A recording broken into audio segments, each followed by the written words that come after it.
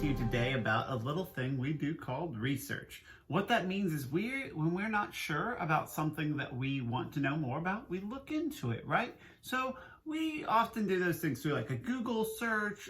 We look at different books sometimes. We ask people questions. So I want you to do a little research today, but I want to give you a really quick example of something that we're going to research, right? So this is called a fish out of water. We're going to read just a little bit here.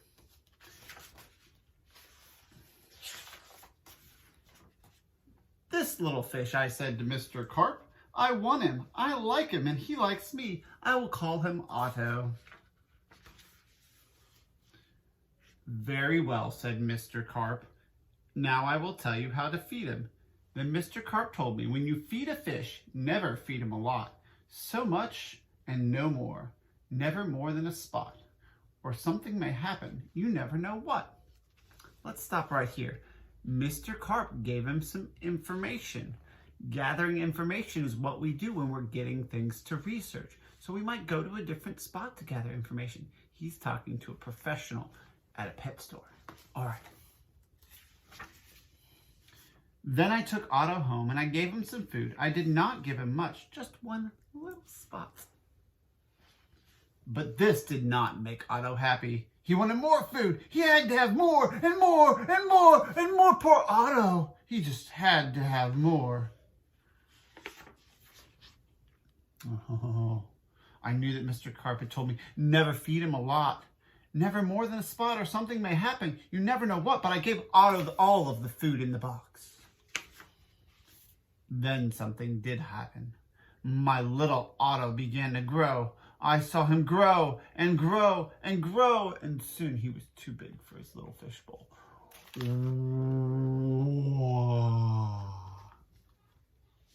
All right, writers, today we are going to get some new information. I'm going to give you something really quickly. I want you to think about a pet. Maybe you have a pet, or maybe you'd like a new pet, or maybe you want to know more about a certain type of pet. So what I want you to do is I want you to research, which means you're going to look for something new. So you're going to find new information. I want you to maybe ask your adult if you can get on the computer maybe and do a little search. Look for reputable sites for pets, things that might tell you more, places that might have more information. Zoos have information about animals. There are lots of pet stores that might have information about animals. There are lots of other websites that have different information about animals. I want you to research or look into a pet. And then I think you might want to ask some questions too. You can ask your parents some questions as well. Different adults, what makes a good pet? Things like that. So think about those questions that you might want to ask. Take all of that information and I want you to write a little bit of informational text. I want you to write a little bit of research, of information from your research about what makes a good pet. And talk about why. Use specific facts or specific information from all that you gathered. So remember, you're researching, you're looking things up, you're asking people questions, maybe reading some books about it if you've got some books in the house. And then you are going to write about what makes a good pet. And then when you're done, you can read it to somebody. And you know what?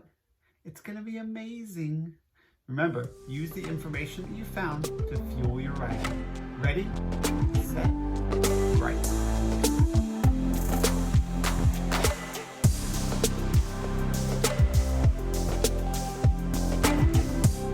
Adults and teachers, let's have just a second to talk about giving feedback to a student. Sometimes we want students to do more work, right? They'll write a little bit. They might not write a lot, but we really just need them to write more. And unfortunately, sometimes the things that we do where we think we're helping, maybe we're not. We might sit down next to them or lean in a little closer or try to answer every last question they have. You know what? Those questions continue. One of the things to really think about is called the closed loop. So what that means is that everybody naturally wants to finish something. See, I think in your head you probably said something that's being said, right? We all want to naturally close that loop. We just want to just jump back around and finish it. So one of the ways that we can utilize that or enhance our instruction by using this as a tool is we can go up to our student, we can give them something to do, and then we walk away before they have a chance to respond. Now, that may seem a little rough, And I'm not talking about it in a mean way, but what we want them to do is to close the loop by responding through their action rather than responding verbally. It's really easy to say, but what about, or I think, and you just kind of go, just get started. Just repeat what you said. Be kind, be polite, don't be mean. Say, no, I need you to go ahead and write that next sentence, or go ahead and look for the periods, and then you move on and you come back later. It's closing the loop. They'll naturally close the loop. What we're doing is, it doesn't work every time. Let's just be honest. Nothing's perfect, but it's another tool for us to use, because when you leave them hanging, they'll naturally want to close the loop, and we want them to do that through the positive action that we're asking them to do. So go out there, check out your students' writing, and help them by closing the loop.